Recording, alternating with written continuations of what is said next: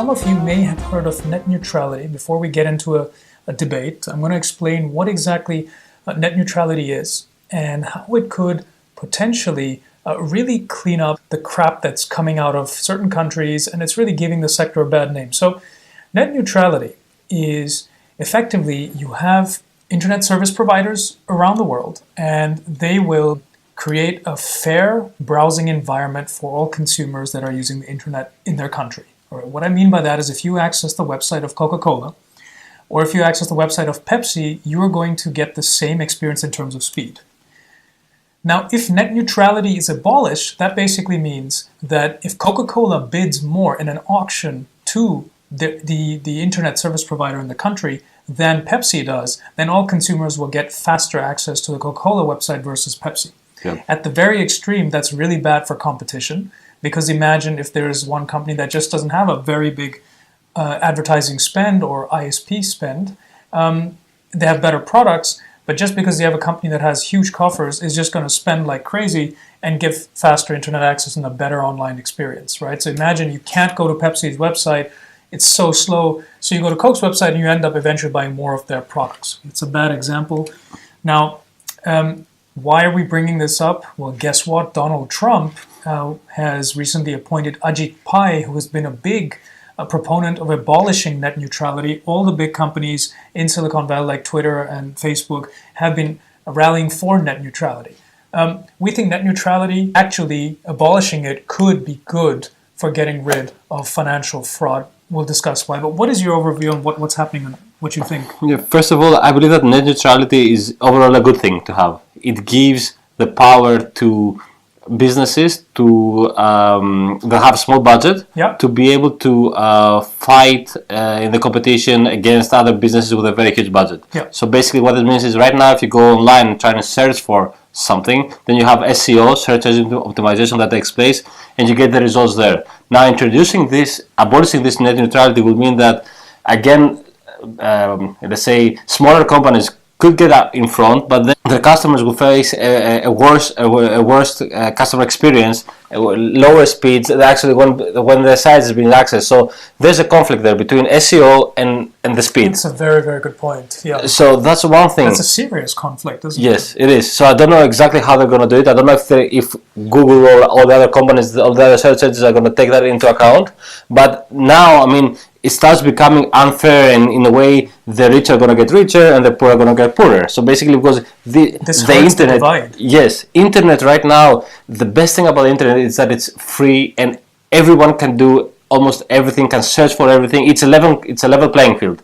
All you have to do is SEO, for example, and just you can pay and you can advertise yourself. Yes, you can do all that. But isn't this, I totally agreed, but isn't this also the problem why legitimate services out there in binary options don't have enough money for SEO?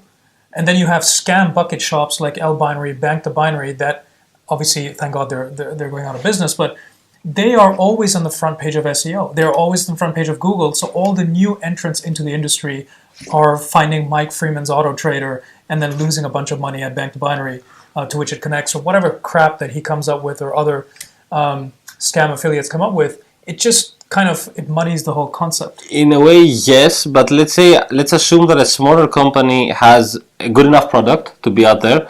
But then right now, if this happens, so not only they will remain on the second and third page, but now even if they get a shot at someone experiencing their website, then that experience will be even worse. So any chance that they had gets reduced.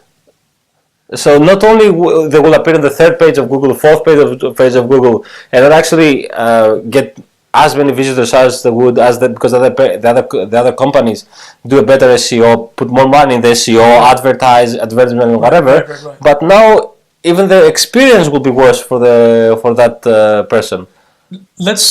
I agree. Why don't we take the flip side of that and say, what if net neutrality is abolished? Yes. Doesn't that give regulators a better chance at actually fighting financial fraud? What I mean by this is, what if a regulator like the Israeli Services Authority teams up with the ISPs in Israel and says, listen, now that this is gone, net neutrality, any binary options broker, right, is simply not allowed to even have websites. The moment you see someone operating like that, reduce their you can't. Okay, I think that's kind of suppressing freedom of speech. You can't have websites, but what you can do is you can severely strangle the speed at which those websites appear for customers. If I went to a scam broker, some shady broker, and it takes me 10 minutes to load the registration portal, I'm not even going to deposit my money there, right? So it'll hurt the broker, which is an awesome thing, right? For if the broker's a scam broker, I think that could be a potentially good thing. The thing is, though, you said what if the Israeli authorities were to do that? And they won't. It won't even get that far. Yes, and also that's another point I want to raise. We will be discussing in another episode is Israeli authorities, do they actually want to do that? Do they actually want to enforce those businesses going out of business, those brokers, or do they actually get some money out of that process? Agreed. So it's another problem. It's That's another really issue. Interesting. But it's interesting you mention that because last week we reached out to Shmuel, ex-ISA employee, and he's he's representing Israel now, a lot of discussions with the regulators in Brussels because of all the bans that are coming through on advertising for binary options in Europe and Canada and everywhere. Now, Shmuel hasn't responded to our email. We have actually reached out to them and said, look, we'd like to explain binary options to you from the perspective of very legitimate financial engineers and educators so that you understand that it can be a good asset class, right? We haven't heard back. So I agree with you. There's always some sort of ulterior motive with the Times of Israel and kind of what's happening there. It's, again, you can't keep down an attractive and good asset class long term, but you can certainly straddle or even put a stranglehold on who delivers the product properly, right? And right now it's the Wild West, and any asshole can set up a binary options brokerage, and I think that is changing very, very quickly.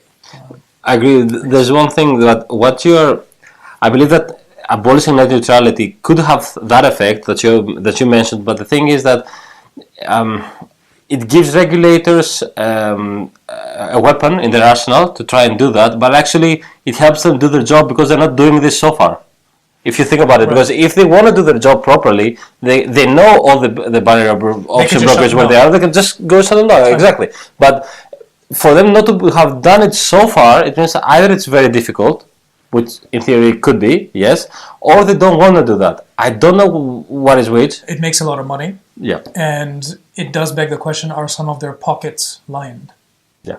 So the thing is, abolishing net neutrality could be a good thing for us under some perspective, and it could be a bad thing as well. For me, I don't think it should be abolished because it's freedom of speech. Yeah. For me, it's simple.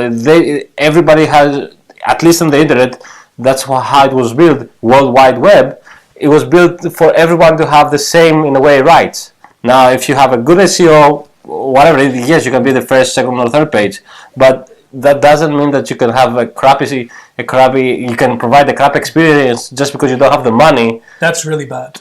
To pay to the ISP. Yeah, that's even worse for me. At least that's what I think. Yeah. Okay, all right. I think that's a pretty healthy debate. Let us know your views on this.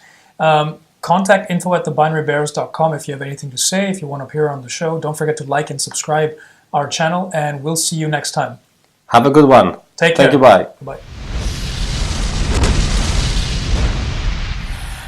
Good. Sorry about that, right? No, that was really good.